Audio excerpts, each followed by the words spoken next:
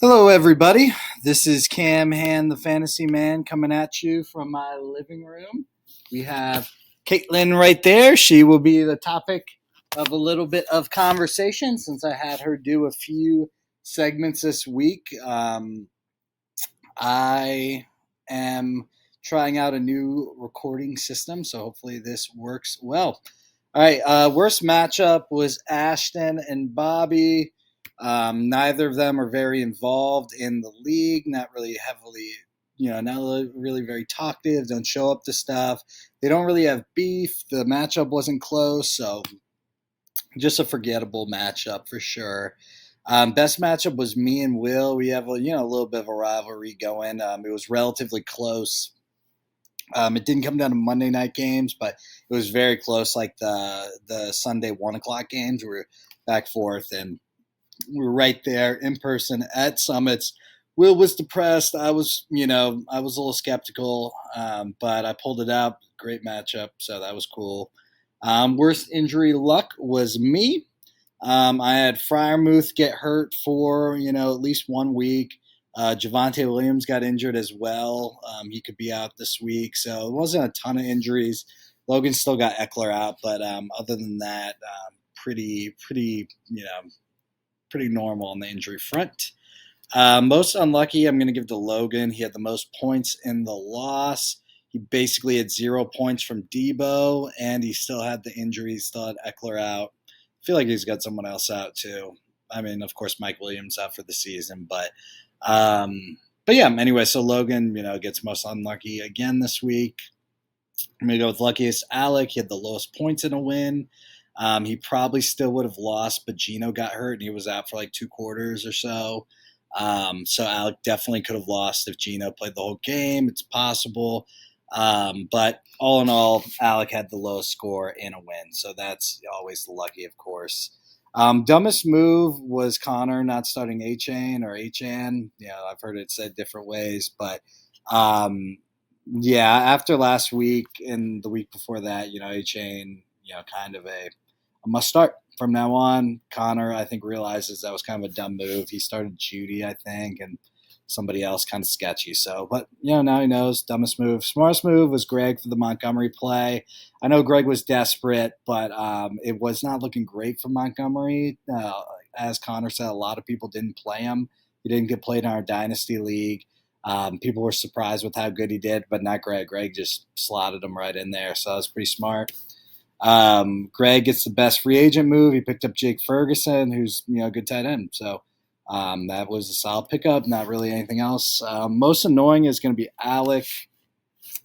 We'll go into the soccer stuff for the dabs, but Alec was going crazy in soccer this past Sunday. He didn't know who he was playing. He asked Dylan. He was like, "Hey, who am I playing this week in fantasy?" And Dylan was like, "Oh, you're playing me." And when Dylan knows more about what's going on in fantasy football than then you got a problem. His whole Kamara thing, he texted me. He was like, Kamara had one good game. He's like, "Oh, I thought it was going to be bad," which it's kind of fair, but still annoying. And then, he's throwing the season, which is always annoying. But primarily the soccer stuff, I feel like Alex getting heat for. Stock falling is Bobby. He had a sub 100 performance. He's 1-3. I believed in Bobby, but stock is falling, just no doubt about it. Stock rising is Connor. He put up 154. Kyron Williams is really coming into his own, and A-Chain is on the uptick as well. So that I would say Connor's on the rise. Best player this year is Hunter. Put up 165, which is by far the best score this week. As simple as that. Just put up a lot of points. Worst player was Bobby because of the sub 100 thing. Hunter had that dog, 165 points after the stock. His stock was falling last week. Comes back, puts up 165, and he beats both Giles brothers. He beat. I don't like to bring up the dynasty in this video, but I'll bring it up. He beats Greg in dynasty, and then he beats Doug in regular, in redraft. So he beats both Giles brothers in fantasy. He comes back with a 165 point performance after stock falling. And then also he beat Doug, who was 3-0. So yeah, that's dog right there. That is dog if I've ever seen it. I'm doing. I fixed. I messed with my ranking system a little bit, so I didn't put my last week's ranking. But I think my new kind of math, it's just slightly different, is a little better. Hunter at 1, Connor at 2, Greg at 3. There we go. Alex at 12, Bobby. I'm not going to move my little thing, but Bobby at 11, Logan at 10, Dylan. You guys can see what's happening here, but that's what we got for the rankings for this week. And again, I changed. I took out the points for addition to my formula, so now it's just points for my teammate or my team grade, and if you're on a streak, it gives you a little bit more, but. Next week's worst matchup is Sam versus Logan. Just because any matchup with Sam isn't very interesting, I do think Logan will win, though. Next week's best is Dylan Doug. They're similarly powered teams. Dill really needs a win. Doug's got to bounce back. A little bit of a rivalry. They'll probably see each other on Sunday, so that's kind of an interesting matchup. I think Dylan will win. Season segments here. We got dabs, got a lot of dabs. I'll try to cruise through these right now. But Logan for being toxic about the ranking system. I'm not even going to get into that, but that's 10 dabs. Logan for rostering 2 kickers. That's 10 dabs. I also put Logan down here, so I'm just going to say that. Logan for thinking it matters where you drafted someone 5 weeks in. We were talking trade. I was talking about potential trade with another person in the league. And he's like, well, dude, they're not going to give up that guy. They drafted him in the first round. And I have Nico Collins, who I drafted in the 12th round, has been, better than some first round picks and some second round picks. And I'm like, dude, it doesn't matter. Like, we're 5 weeks in. Like, you shouldn't be thinking like, oh, I drafted him in the first round. Like, Nico Collins is better than, T. Higgins, Will's second round pick. That's not who I'm trading for, but just for example, like, you shouldn't care that you drafted T. Higgins in the second round if Nico Collins is better than whomever. Like, you guys get the point. That's just 201 devs. It's just ridiculous to be like, oh, well, I can't trade my first round pick for someone's 5th round pick or whatever. We're 5 weeks in. Better is better. You just go by the numbers. But I want to take off this Ash for picking up Houston's D 10 dabs. I mean, he's done it 3 times. As I've been aware, and other people are telling me to put this on here for dabs, but Houston's D has been good, so I can't really fault Ash for that. He also picked up Denver's D, who had a good week last week, but still, dude, somebody put up 70 points on them. That's dabs for picking up Denver's D. Tyler for putting the good candy at the bottom of the bowl, 78 dabs. We went over to Greg's house to watch the Thursday night game. They have a bowl of candy. Greg said, oh, hey, check the bottom of the bowl because Tyler puts all the good candy at the bottom of the bowl. And I'm like, what the heck is that about? Like, Tyler's like hiding candy from people on the bowl. Like, that's insane. 78 dabs for Tyler, even though he's not in this league. That just blew my mind. Like, Tyler's just hiding good candy at the bottom, like going out of his way to put the good candy at the bottom. That's just wild. Greg for playing roller hockey instead of soccer and watching football Sunday, 49 dabs. So Greg played roller hockey on Sunday instead of going to soccer and watching football, 49 dabs. I can't believe he managed to pull out a win after that huge disrespect to the fantasy gods. Greg for complaining that Montgomery only had 1 touchdown before the end of the second quarter. We were probably halfway through the second quarter when we were watching that Thursday night game, and Greg's like, man, Montgomery only has 1 touchdown. Like, what the heck? And I'm like, it's Greg. There's still like 2.5 halves left, or 2.5 quarters left. Like, 1 touchdown's pretty good for where you're at. So that was crazy, 28 dabs.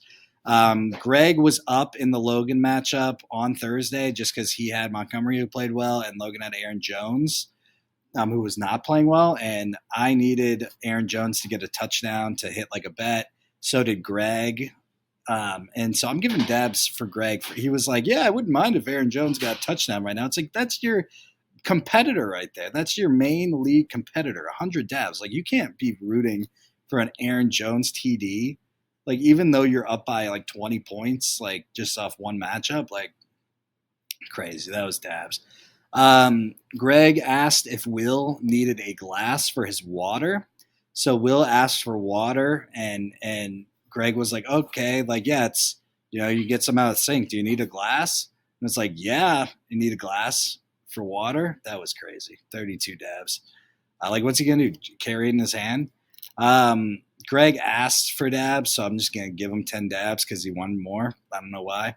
Um, Will for saying that plain Tostito chips are the best chips ever. 94 dabs.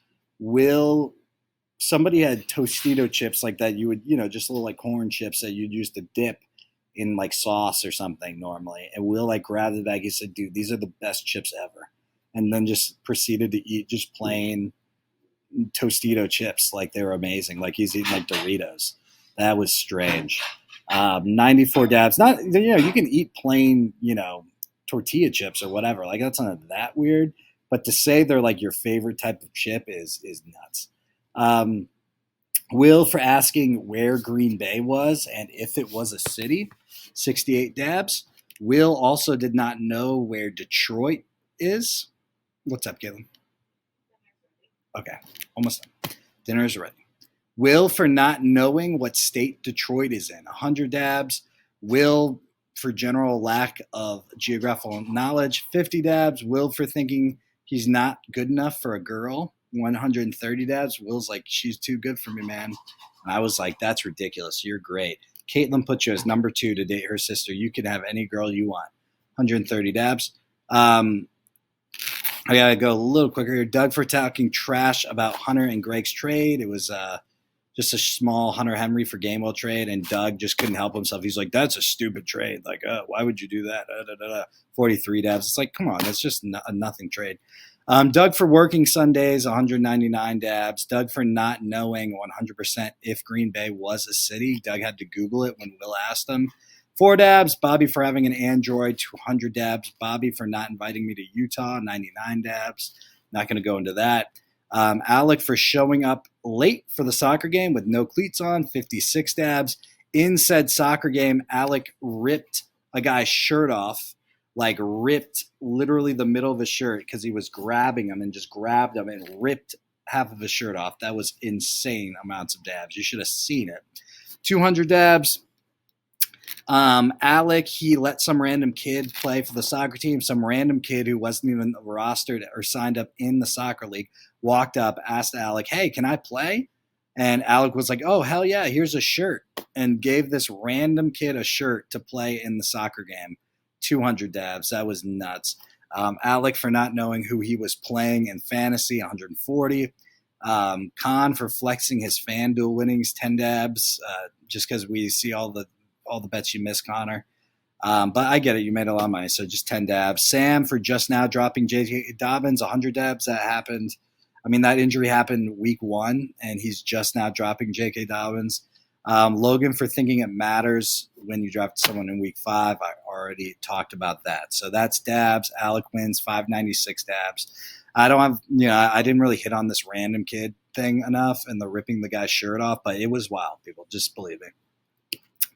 All right, so there we go. We got another win for Alex. So Alec wins 2 dad, and then Logan and Alec tied 2-2.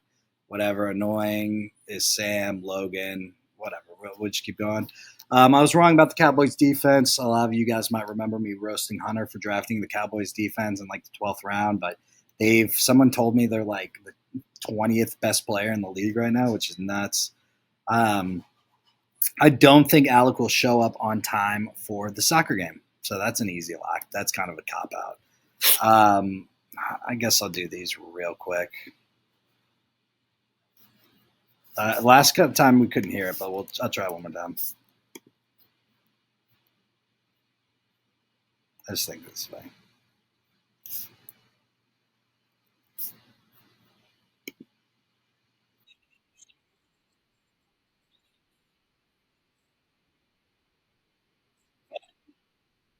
That's funny. If you could hear it, I don't know. And say, "Get that son of a gun off the field. He's fired." That's funny. And then this is just classic. You don't really need sound for this one.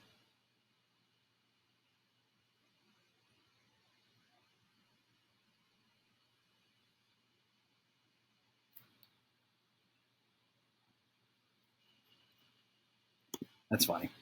All right. Continuing on. All right. Random rankings, the last segment here. We got a few features from Caitlin Bryant. Caitlin, do you want to come over here?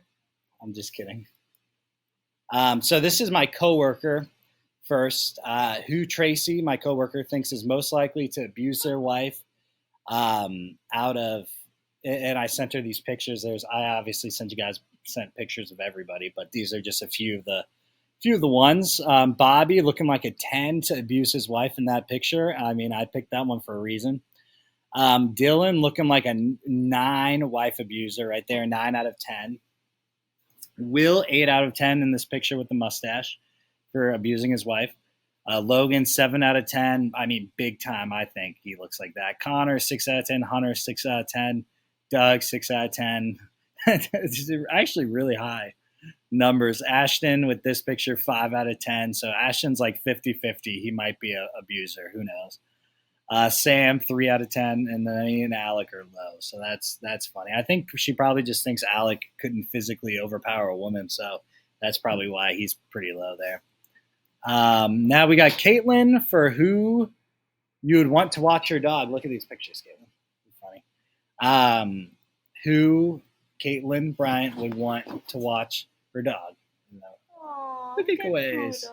And look at Andrew pointing the gun at the puppies. Oh, I should have put Andrew last, but he's not in there. Yeah. Grace. Anyway, she's real cute. So me, obviously number 1. Me and Grace are very good buddies. Hunter number 2. So Hunter making a little comeback. Mostly I think because he, has dogs, and Hunter is kind of like a little puppy dog himself. So I'm thirsty.